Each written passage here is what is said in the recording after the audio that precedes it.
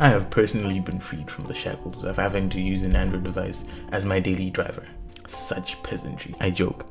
I have an iPhone which I am currently filming on, but I do, however, have my lovely Samsung Galaxy S6 Edge. Cue the B-roll.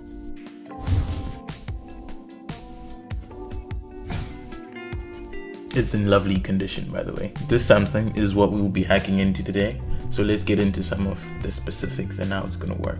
Before we get into the hacking, this content is for educational purposes only. Please do not hack your friends and your teachers. Yes? But let's get into it. So for this to work, you firstly need to be on the same Wi-Fi network as the mobile phone you want to hack into. Second thing is the silliest. You're kinda gonna need access to the phone because you're gonna need to install a malicious app. Why can't we do this over the open internet, right? I wanna hack someone in a different country.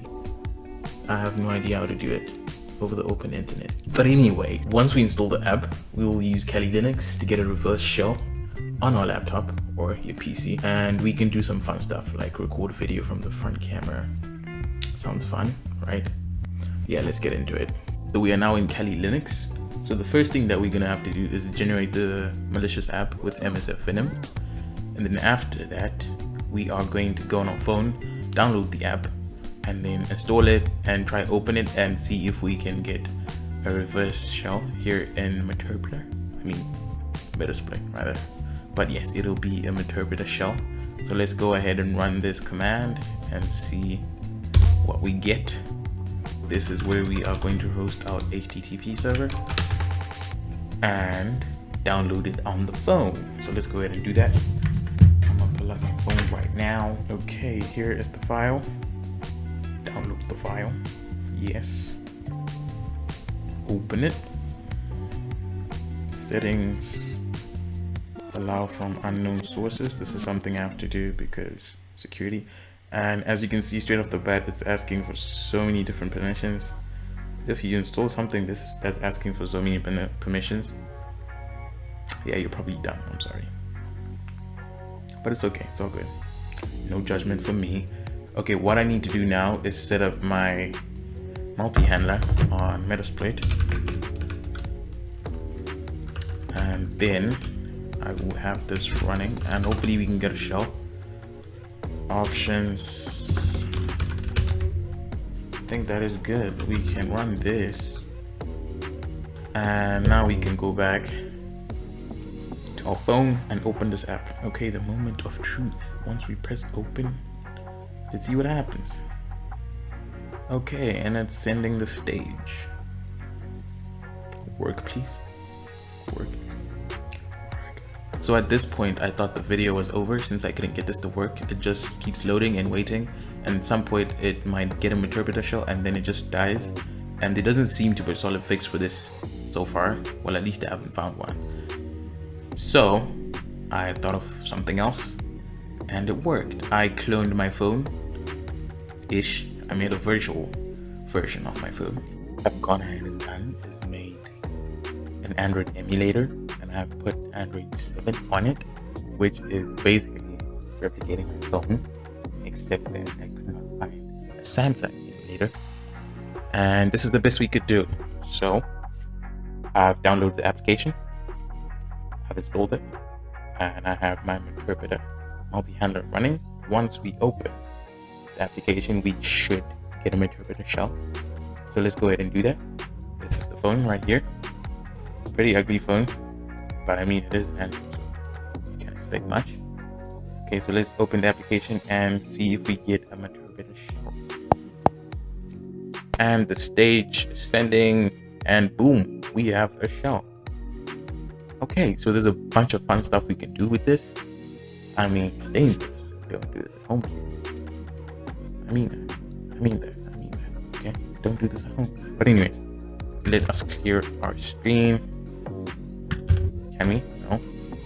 Okay, we can now. Help.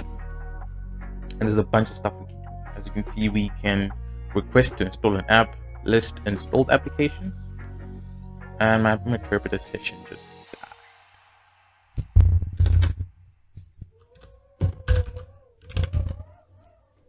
We can list installed apps, start main activity, request to uninstall an application.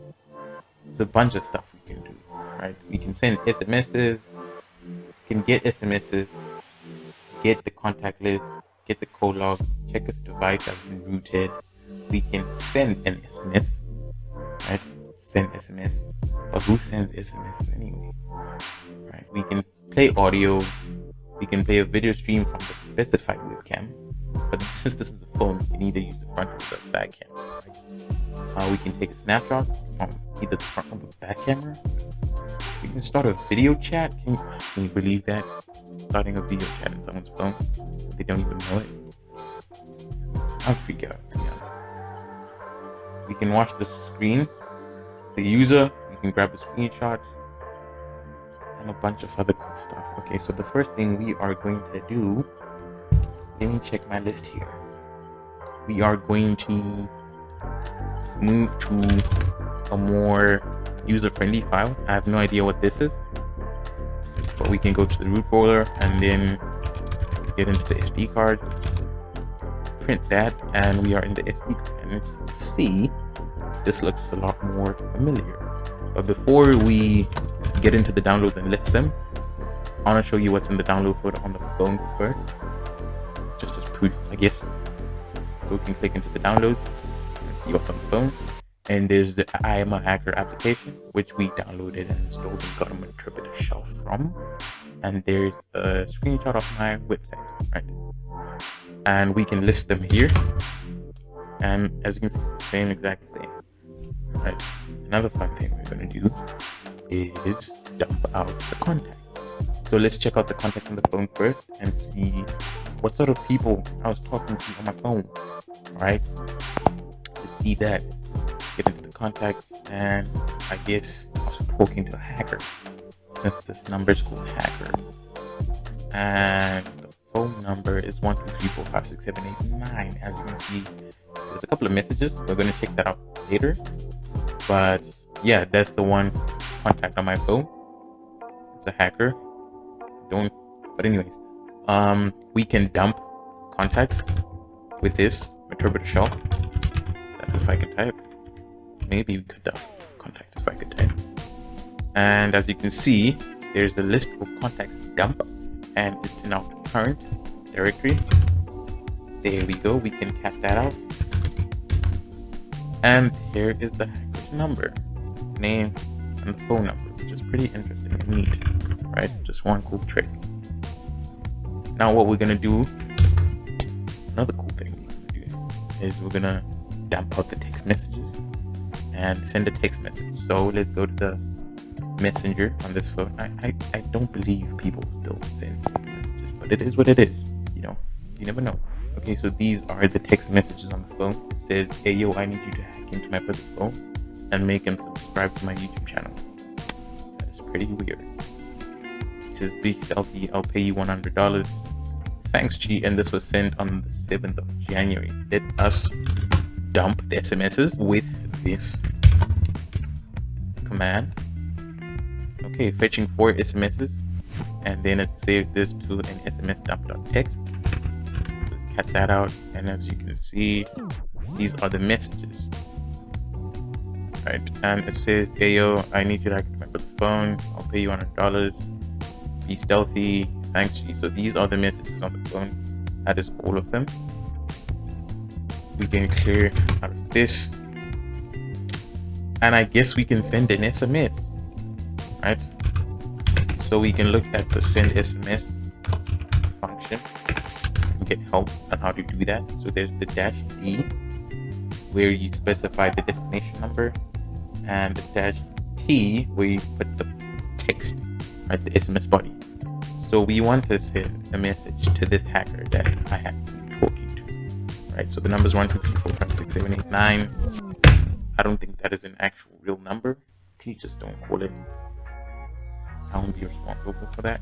But anyways, -D, what are you going to tell this hacker, right? Let's say, hey yo, we have access to this phone and we are anonymous.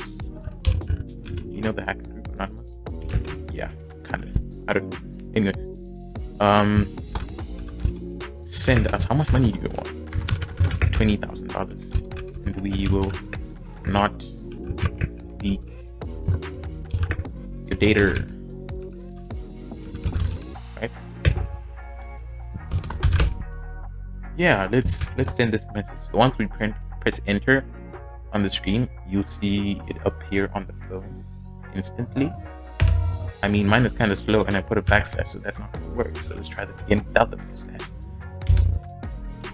Okay, there we go.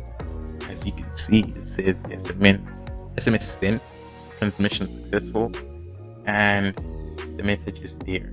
So we just sent an actual SMS. So we can try to send one again, just for fun.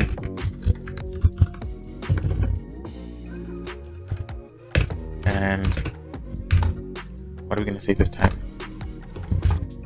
This is not cap. If I can type, send that, and it's there again. So this is just some pretty fun and dangerous stuff.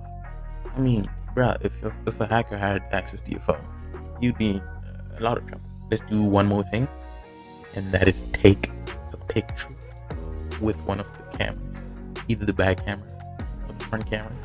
Okay, just to help and see how we can do that. And as you can see, it says take a snapshot from the specified webcam, but this is the phone, so it has two cameras, a front camera and a back camera. And we could also play a video stream from the specified camera. This would be a lot cooler, see what they're actually doing in real time. But we can take a picture as well. Right? I hope it works this time, because it usually misbehaves when I'm recording, but it is what it is. It's technology, that's what it does. You know? Let's see if it actually works. Okay, it got the frame and it's gonna show us the picture, and that is the picture. It's a weird looking picture. I guess that is a painting or photograph or whatever art that's displayed on a wall. It only looks like this because it's a virtual phone, so it's showing some sort of virtual environment in a sense. But yeah, this is what it would do, and this is how you take a picture if you actually had access to someone's phone, which you should not. Just saying. Alright, let's try take another picture and move the camera around. Okay.